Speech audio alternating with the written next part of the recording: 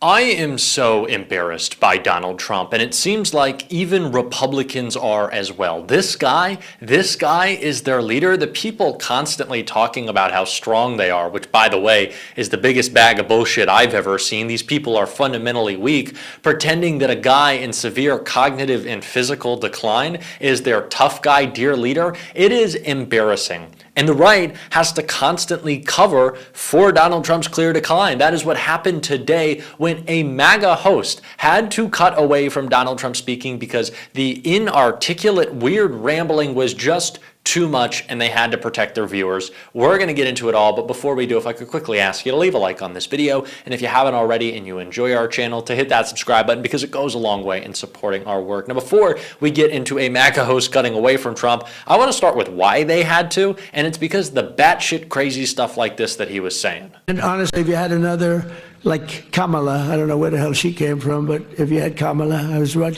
Against Biden, I went up by 29 points. All of a sudden, they take him out. It's like a fighter. He's losing the fight. They replace him in the middle of the fight. They gave me a new one. They gave me Kamala. I went from Joe to Kamala. But if she got in, I don't think there'd be nobody in this room. You wouldn't be doing anything. You'd be elsewhere doing things. And wouldn't be the same. But you have a great partner now in the United States getting you started, and you will have everything done very, very quickly. Record time, as fast as, I think, much faster than maybe any other country, other than China.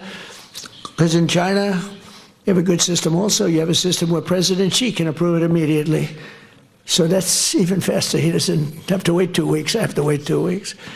But you do go quickly there, but we have a lot of advantages, as you know, since the election.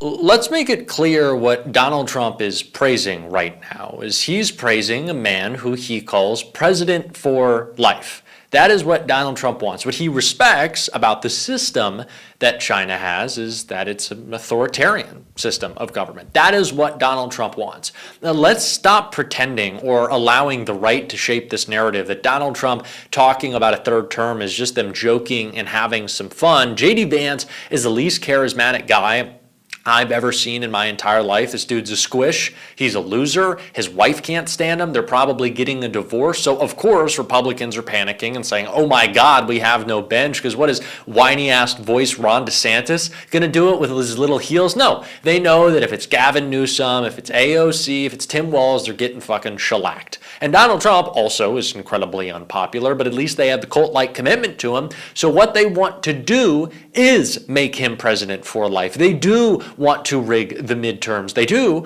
want to invoke martial law and say, well, we're in a war with Venezuela. How could we possibly hold elections? And Putin said the mail-in ballots are bad. We have to take this seriously. If we don't, they will continue to lie. They will continue to push the envelope. They'll continue to make us numb to it all, which they have, and then we're going to fall into it. Authoritarianism isn't creeping up upon us. It is here right now. And Donald Trump is going to try to force it by telling lies like this. Before, and we had 4 great years. You know, we had the greatest economy in the history of our country, but we're blowing it away this time, to be honest with you. We're blowing it. We had 4 great years.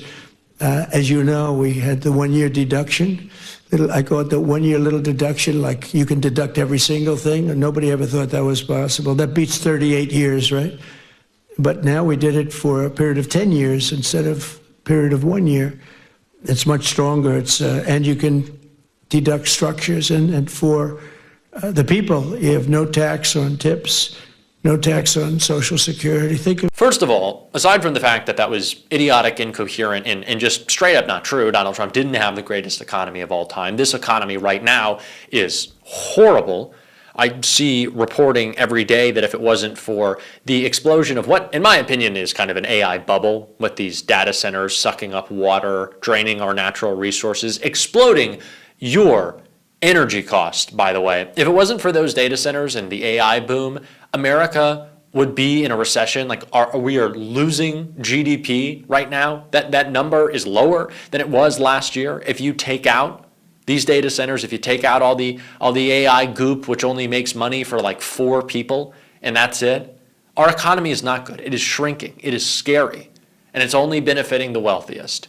And so Donald Trump, trying to spin up his lies and nonsense about how successful he is, yeah, it's not really landing, right now, so much so that even MAGA is embarrassed of Donald Trump. Why do you think the Republicans are shutting down the government right now, besides the fact, of course, that they want to protect pedophiles and they want to hurt you fundamentally? That's what they want to do, is because they don't want you to see them. They want to hide. And this is what MAGA is literally doing for Trump. In some of the yards, we have some great yards. You know, the United States was #1 during World War II, #1 in the world in shipbuilding by far. We would produce a ship a day. Can you believe it? A ship a day, you know, freighters and this and that, but some big ones too, some great warships. And we just let that, our leadership, the person standing right where I am numerous years ago, a number of them, they just let it. Good morning. You have been watching President Trump address business leaders there in Tokyo, Japan, live. It's just past 8 p.m. there. No, let's take stock of this for a second. If you quite literally have to hide your guy, if you quite literally have to cover up what is being said by dear leader Trump, is he really delivering the message? Is it really landing? If Newsmax is cutting away from Donald Trump's speech, which is usually like the primetime viewing for them, why is that? We've been seeing this more and more often where Fox or Newsmax, OAN, they'll like play Trump in the background, but they won't let you hear his voice because it's increasingly slurred words. But why do you think that they're doing that? It's because they even understand how weak and ineffective and pathetic he is. They had this narrative for a while, the right did, that Donald Trump was this inevitable figure, that he was all powerful, that he was always going to win. Donald Trump has lost 95% of the lawsuits that have come up against him in this administration. Donald Trump loses special election after special election. He's about to lose in New York City, where his corporate donors have spent millions of dollars trying to help the sex pest that is Andrew Cuomo defeat Zohran Mamdani, who is the real future of the Democratic Party, people like Zohran. So Donald Trump's going to lose there. He's losing a lot, right? He's really weak. He needs his billionaire oligarchs to hold him up and support him. It's why Larry Ellison is buying TikTok. It's why Donald Trump's allowing that to happen, why he's making that happen, so that he can have the support of all of the algorithms from Zuck, from Ellison on TikTok, from Musk, of course, because Donald Trump is weak. Do you think Jeff Bezos would need to buy the Washington Post and fire anyone who says any bad word about Donald Trump if he was actually successful, if he was actually tough? This guy is weak right now. So let's stop with this idea that Donald Trump is just going to steamroll all of us and we should just fall in line and we've kind of already lost and why even fight and why even bother and strongly worded letter. No, the man is a fucking loser. He's always been. And we are stronger than him. We are better than him. We are better organized than he is. And we can actually put dents in this presidency. We can. Bit by bit, we can continue to blow up his term. And Rachel Maddow talked about the importance of doing so, being out in community, being out protesting, in this clip right here. Nothing is inevitable. The American people and institutions in this country get a say into how far he's going to be able to go. And sometimes protest is the most important lever in determining what institutions and powerful people themselves are willing to do, regardless of what Trump wants.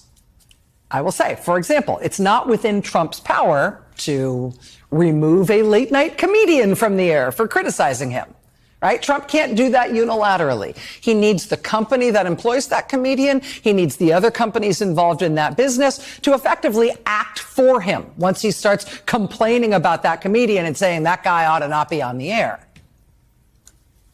When Trump pressures companies to do his bidding in a case like that, oftentimes those companies will just cave and do what Trump tells them to do.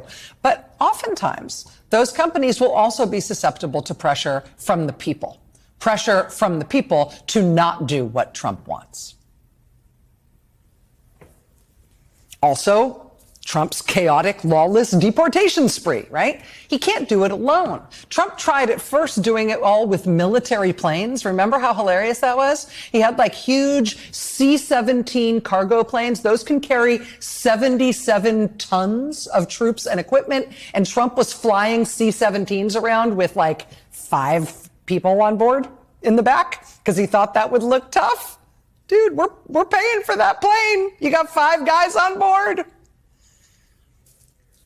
Now, he needs contractors to participate in this, like, say, Avello Airlines, to volunteer to provide deportation flights, because they're excited to make money off of ICE, to make money off of Trump's deportations. And that is, of course, Avello's right to compete for contracts like that. But then, you know, if you want to just say you're going to spray some Febreze around and unhook the shackles and then try to sell the American flying public on also buying seats on those same planes for their vacation flight to Cancun or whatever, after you've been using them to deport people in Trump's utterly lawless, chaotic, shambolic deportation regime. Well, you know, the people of this country are going to have something to say about that too, which Avello is now learning with every look at their bottom line.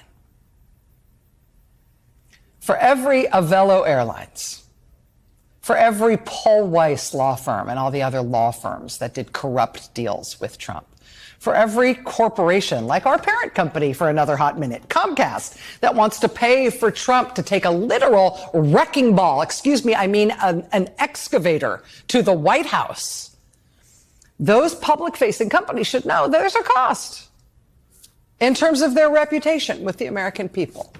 There may be a cost to their bottom line when they do things against American values, against the public interest, because they want to please Trump or buy him off or profit somehow from his authoritarian overthrow of our democracy.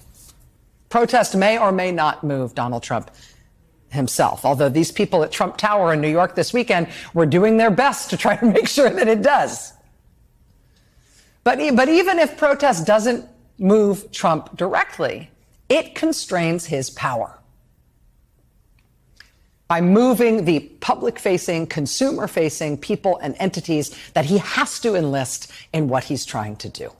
I, for example, will be quite surprised if Maryland's Democratic governor, Wes Moore, does not end up ripping up that state's contract with Avello Airlines, right? If he doesn't, he's going to be answering to Maryland voters about that forever. In Chicago, the protests and the community reaction against Trump's immigration agents in that city have taken on now almost an epic scale. We have to be out there fighting. We have to be showing people that this government is ours and that Donald Trump is not our supreme ruler. And that is why we will be talking about that every single day on this show. If you want to support that, as always, you can hit that subscribe button, leave a like on this video. If you stuck around to the end, drop a blue heart in the comments. Keep on fighting. Don't let them silence you. And until next time, I'll see you soon.